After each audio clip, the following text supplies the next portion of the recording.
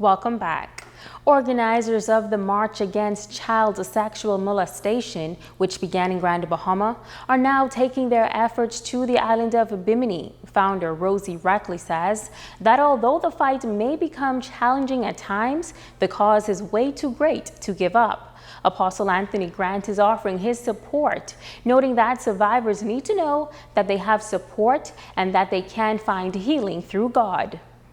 And I'm believing God that God would touch the hearts of the people for them to turn out. Unfortunately, we still in the Bahamas, we still do not understand the depth, and we have kept this such a secret for so long. It seems like it's a fight to get people to really comprehend what we're dealing with. I got discouraged coming back from Nassau. I was very tired and very discouraged. And 5 a.m. in prayer, the Holy Spirit spoke to me. He said, Rosie, if you give up now one more child every night when the sun goes down, will be molested. Keep on running. And so because of that, no matter how tired I get, no matter how discouraged I get, when I think about what he said to me about one more child, I have to run on. So I'm not moved by numbers. I am believing God for them to come out. But if they don't, we have to continue on this road. We need to be able to help those people to be free and to know that what somebody did to them was not their fault, and they can stand and declare that they were molested, but now they, by God's grace, will get over it. The march will be held on Thursday, June 27th at 5:30 p.m. Survivors Maria Green and Melissa Thompson are calling on all residents on the island of Bimini to participate. They say that for far too long, the survivors have been shouldering the blame and guilt. We usually focus on the kids that are less fortunate, but you have to understand that people that come from prominent homes are also affected because your parents have friends and associates. And then the next thing is, it's time to put the blame and the shame where it's supposed to be. The victim has carried the blame and the shame for years. So I feel that it's time to raise the carpet, sweep it out, and put the blame on the predators. And I realized that the effects of it is a lifetime struggle. And so you have many victims from the past and even present don't have the right resources to get help because it is a sickness and it needs to be dealt with. Because we see a lot of effects of it in the community. Drug abuse, alcoholism, promiscuity, and that leads to death and STDs and so many other things that could be prevented if we would just address the problem. The Jubilee Cathedral family preparing to host their annual conference, Thriving Encounter, beginning Wednesday, July 3rd through the 5th. Pastor Laquez Williams says that this year they wanted to do things a little different. On the panel this year are men. All of them are men, and this year we have taken a different turn whereby we are honoring 30 men under 45 who are making a tremendous impact within our community. One of the things we recognize is there are a lot of our men who are dying on a daily basis or getting robbed, somebody who's getting killed. So we are here now today whereby to recognize some of the contributions of the young men who are making an impact within our communities, within our churches, within the business arena. As society continues to grapple with the many social ills surrounding young men, these honorees say they pour into the community specifically to make a difference in the lives of young men.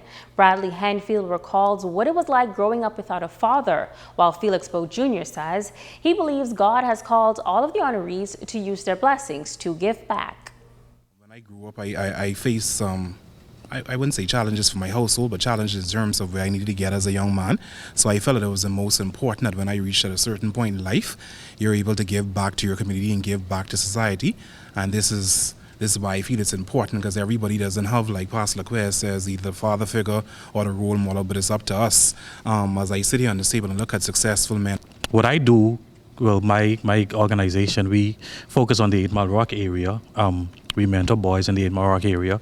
So I've decided to put my focus there, saying that I'm from that area. And it's been a challenge, yes. There have been rewards, successes, so I celebrate those young men and those persons that work along with me. So I do it so that I can give back and so that they can have some sort of direction and purpose and find their purpose in their lives. And now to our Generation Y report. Tonight we will give you a sneak peek into the world of art. Our Talia Hall introduces us to a young man who shares his passion for the field. He says so far he has received incredible support from locals and tourists alike.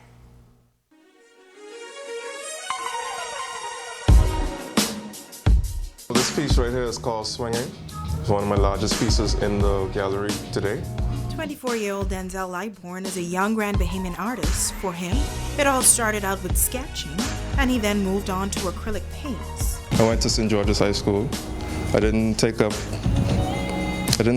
go to college for art. It was the course I took up. And from then I just said, I don't need to do college. I have the basics around already, so I took that and I just ran with it. He says he enjoys having fun with colors, and painting is truly his passion. Art is my passion because it gives me a platform to express myself. Another reason is because I just like to create things. I just like to bring things to life. For the past few weeks, Denzel has been able to showcase his work at It Is What It Is Art Gallery in Port Lupaya under the name Stranded. And as for what's next, I want to take it to newer heights. I want to do more than just painting. I want to do sculptures. I want to do animation, stuff like that. Merchandise, of course, and take it to another level, like international as well.